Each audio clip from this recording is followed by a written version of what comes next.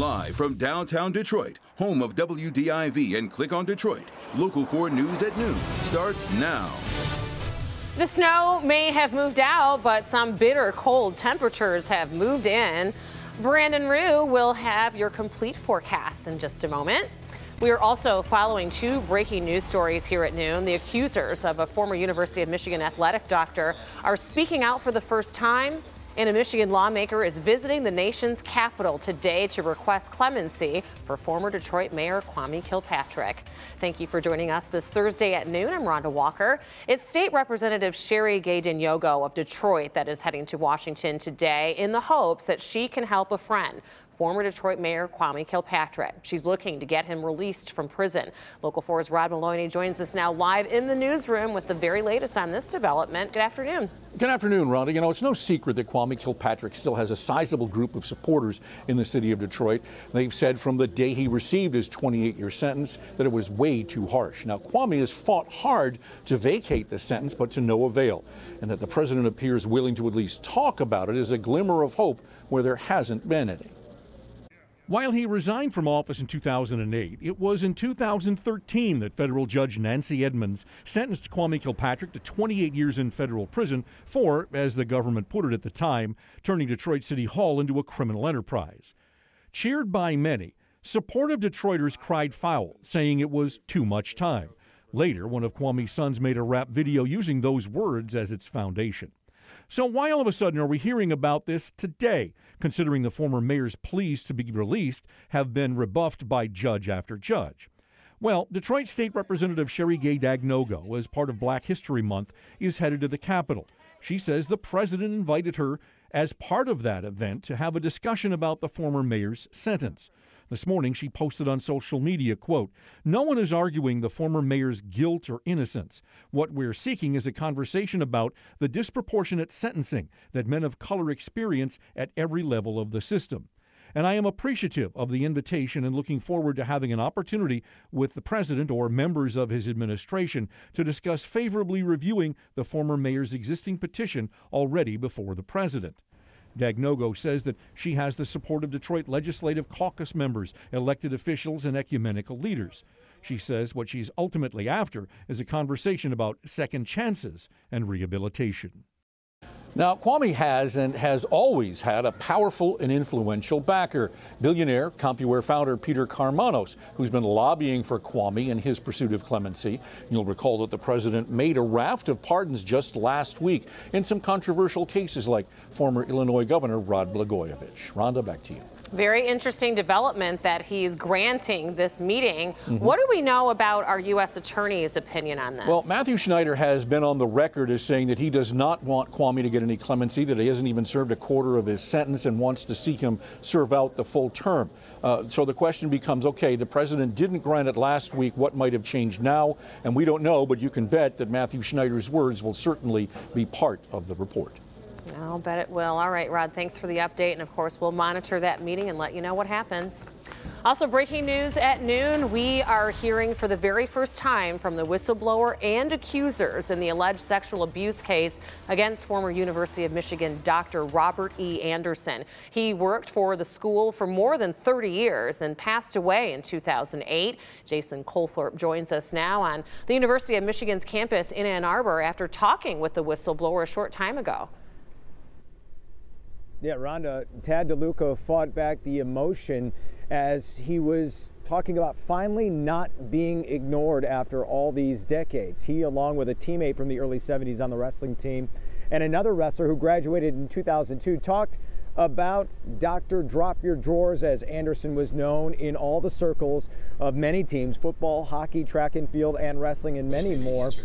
And he detailed how he wrote a 9-page letter in 1975, believed to be the first person to lodge a complaint about Dr. Anderson. He gave that note to his coach at the time, Bill Johansson, who then, he says, kicked him off the team for it. And Don Cannon, the AD at the time, revoked his scholarship. He said he felt like a failure, felt terrible. And then fast forward to 2018, he wrote another letter to then AD, now AD, Ward Manuel, and he said he was ignored again for 18 months by the University of Michigan.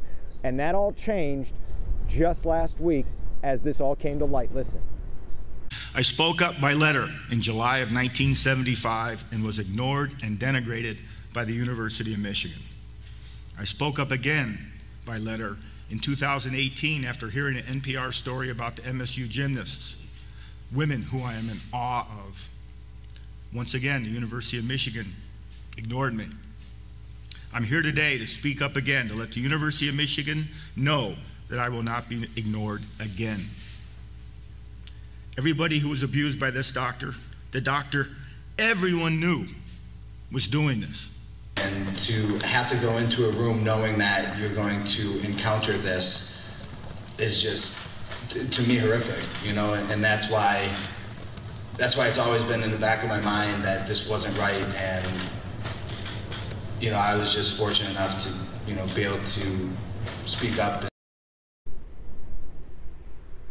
Yeah, and you heard DeLuca talk about what he was inspired by the survivors of Larry Nassar to come forward with this again and go through this. The University of Michigan, as the president recently said, he's sorry for anything victims have gone through, whatever this doctor is guilty of, and he's encouraging more people to come forward. But again, this legal team laid it out pretty clear. They are going after the University of Michigan for burying this for decades, and that's what remains to be seen when this lawsuit will eventually get filed. Rhonda? And so, Jason, what do we know about other victims coming forward? Well, they expect a lot more to come forward. They set up that hotline, as you know, and just listening to the two victims today talking, both DeLuca and Andy, who graduated, that pretty much bookends this doctor's career from the early 70s to the early 2000s. So they think athletes that span that entire time could possibly be coming forward to share their stories as well. New at noon. All right, Jason, thank you for that update. In other news this noon, we are learning the man charged with reckless driving for doing those donuts along I-94 will no longer be allowed to drive for 1 year. The judge sentenced Devin Cronk to 1 year probation, and in that time, he's not allowed to drive. He was also ordered to complete a 30-day work program and random drug testing. Cronk was already in jail after pleading guilty to an assault charge from New Year's Eve, and that was, I should say, New Year's Day in Livonia. He was also ordered to complete a driving program as well. Now to the very latest on the coronavirus. The Trump administration is facing growing pressure by lawmakers and health officials over its handling of the growing spread of coronavirus. President Donald Trump has classified the risk to Americans as low. Sarah Doloff is in Washington today as health experts are urging Americans to prepare for a possible pandemic.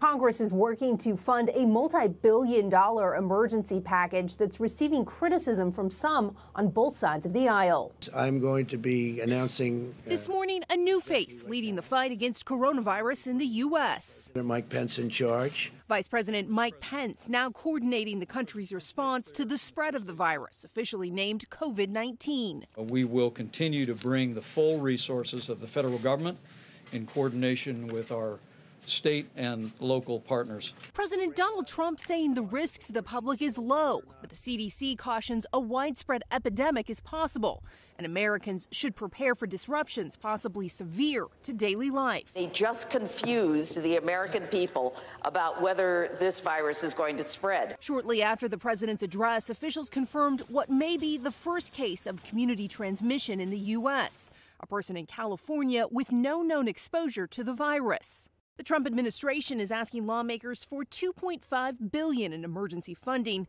to prepare and rush development of a vaccine. This is not a time to play politics. We want to make sure we have all the funding needed. But critics on both sides of the aisle say it's too little, too late. CDC had people in 49 countries. Those were the front lines to prevent it from coming here. Now there are only 10. I'm disappointed that there's not been stockpiling in prior years of protective equipment. Mounting pressure amid growing fears of a possible pandemic. The first human trial of a coronavirus treatment is underway in Nebraska, but experts caution it could be at least 12 to 18 months before a vaccine is widely available. Sarah Doloff, NBC News, Washington. Sarah, thank you. Now turning our attention to the weather and the man of the hour, meteorologist Brandon Rue, talking about the cold temperatures following yesterday's snow. And fresh snowpack all over, anywhere between about 3 and 6 inches, a little more than 6 in some spots.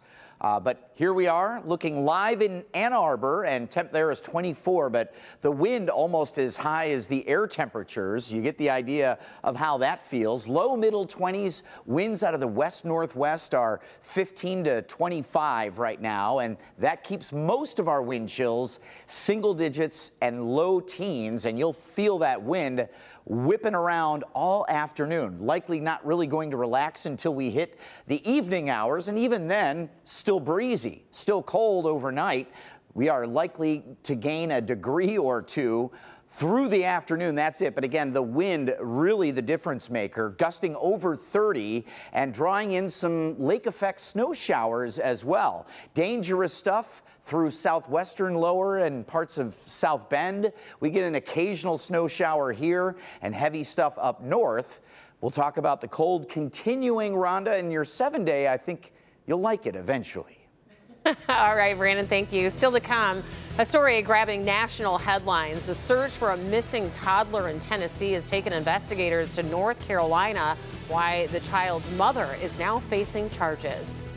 But first, 5 people are killed in a workplace shooting at Molson Coors Beverage in Wisconsin. Next at noon, you're going to hear from an employee who survived.